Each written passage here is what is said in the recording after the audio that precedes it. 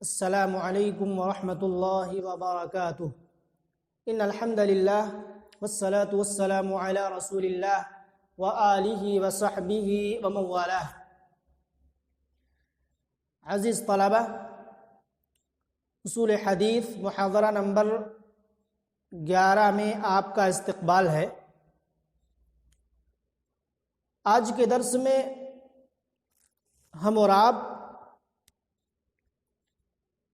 غریب نسبی کی قسمیں جانیں گے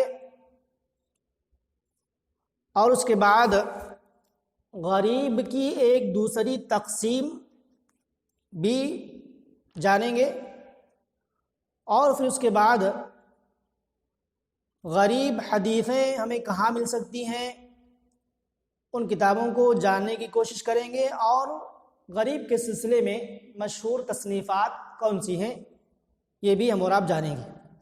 تو آئیے دیکھتے ہیں، من انواع الغریب النسبی، غریب نسبی کی بعض قسمیں۔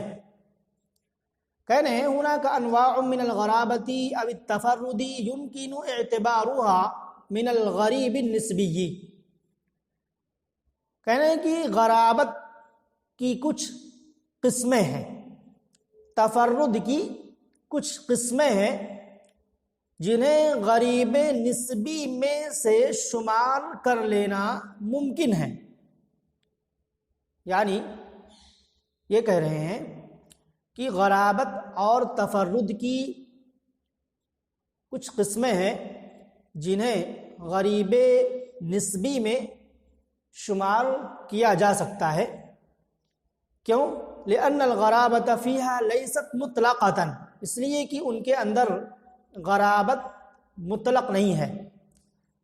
وإنما حصلت الغرابۃ فیہا بالنسبۃ الی شیء معین، بلکہ ان میں غرابت ایک معین چیز کی بنسبت آئی ہوئی ہے۔ تو وہ قسمیں کیا ہیں بتلا رہے ہیں، وَهَذِهِ الْأَنْوَاعُ ہی، اور وہ قسمیں یہ ہیں۔ 4 قسمیں بیان کی ہیں، لیکن پہلے ذکر کر دیا ہے کہ اگر انہیں غریب نسبی میں سے شمار کر لیا جائے تو کوئی غلط نہیں ہوگا، شمار کیا جا سکتا ہے، لیکن پھر بھی 4 قسمیں آگ سے اس کی گئی ہیں، اور وہ یہ ہیں۔ پہلی قسم کیا ہے؟ تفرد ثقۃ بروایت الحدیث، کسی ثقہ کا حدیث کی روایت میں متفرد ہونا۔ تفرد ثقۃ بروایت الحدیث، کسی ثقہ کا متفرد ہونا حدیث کی روایت میں، کقولہم، جیسا کہ محدثین کا کہنا، لم یروہ ثقۃ الا فلان، اس حدیث کو نہیں روایت کیا ہے کسی ثقہ نے مگر فلاں شخص نے، فلاں ثقہ نے، یعنی اس حدیث کو صرف فلاں ثقہ نے ہی روایت کیا ہے۔ تو یہ پہلی قسم ہے۔ دوسری قسم، تفرد راو معین عن راو معین، کسی خاص معین راوی کا کسی خاص معین راوی سے روایت کرنے میں متفرد ہونا، کقولہم، جیسا کہ محدثین کا کہنا، تفرد بہ فلان عن فلان، اس حدیث کو روایت کرنے میں فلاں سے متفرد ہے، یعنی فلاں سے روایت کرنے میں فلاں شخص متفرد ہے۔ وَإِنْ كَانَ مَرْوِيًّا مِّن وُجُوهٍ أُخْرَى عَنْ غَيْرِهِ، گرچہ وہی حدیث دوسری طرق سے اس کے علاوہ سے مروی ہو، وہی حدیث اس کے علاوہ سے دوسرے طرق سے روایت کی گئی ہو۔ تو یہ دوسری قسم ہے۔ تیسری قسم، تفرد اہل بلد او اہل جہت، کسی شہر یا کسی گوشے کے لوگوں کا متفرد ہونا، کقولہم، جیسا کہ محدثین کا کہنا، تفرد بہ اہل مکہ او اہل الشام، اس حدیث کو روایت کرنے میں اہل مکہ یا اہل شام متفرد ہیں۔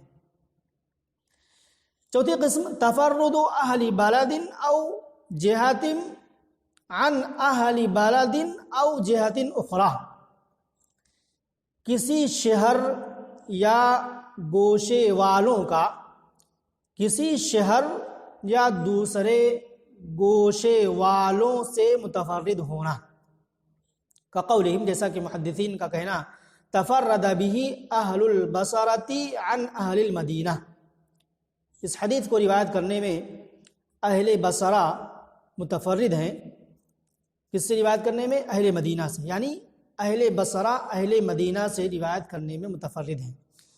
او تفرد به اہل الشام عن اہل الحجاز، یا شام والے حجاز والوں سے روایت کرنے میں متفرد ہیں، اس طرح کی بات محدثین ذکر کرتے ہیں۔ تو یہ 4 قسمیں غریب نسبی کی بیان کی ہیں، جنہیں غریب نسبی ہی میں سے شمار کیا جائے تو بھی ممکن ہے۔ اس کے بعد غریب کی ایک دوسری تقسیم کر رہے ہیں، تقسیم آخر لہو، غریب کی ایک دوسری تقسیم کہہ رہے ہیں قسم العلماء الغریب من حیث غرابت السند او المتن الہ، علماء کرام نے سند یا متن کی غرابت کے اعتبار سے غریب کی 2 قسمیں کی ہیں۔ نمبر 1 غریب متنا و اسنادا، سند اور متن دونوں کے اعتبار سے غریب ہونا، اور وهو الحدیث الذي تفرد برواية متنه راو واحد، اور غریب متنا او اسنادا یہ وہ حدیث ہے جس کی متن کو روایت کرنے میں کوئی ایک راوی متفرد ہو۔ دوسری قسم ہے غریب اسنادا لا متنا، یعنی سند کے اعتبار سے صرف غریب ہونا، نہ کہ متن کے اعتبار سے۔ کہا اس کی مثال جیسے کحدیث روا متنہ جماعت من الصحابہ، وہ حدیث جس کی متن کو صحابہ کرام کی ایک جماعت نے روایت کیا ہے۔ انفرد واحد بروایتہ عن صحابی آخر، کسی دوسرے صحابی سے اسی حدیث کو روایت کرنے میں کوئی ایک راوی متفرد ہے، تو اس کو کیا کہتے ہیں؟ غریب اسنادا لا متنا۔ کیا مطلب؟ کوئی ایسی حدیث جسے یعنی جس کی متن کو صحابہ کرام کی ایک جماعت نے روایت کیا ہے، اسی حدیث کو روایت کرنے میں کسی دوسرے صحابی سے کوئی دوسرا راوی کیا ہے؟ متفرد ہے۔ وفیہ یقول الترمذی، کہہ رہے ہیں کہ اسی کے سلسلے میں امام ترمذی رحمہ اللہ کہا کرتے ہیں غریب من ھذا الوجہ، یعنی یہ حدیث غریب ہے اس طریق سے۔ تو یہ غریب کی ایک دوسری تقسیم کی گئی، غریب متن و اسنادا، غریب اسنادا لا متنا۔ اس کے بعد من موان الغریب، غریب کی جگہیں، موان کا کیا مطلب ہوتا ہے؟ ای مکان وجود امثلۃ کثیرۃ لہ، یعنی غریب کی بہت ساری مثالیں پائی جانے کی جگہ۔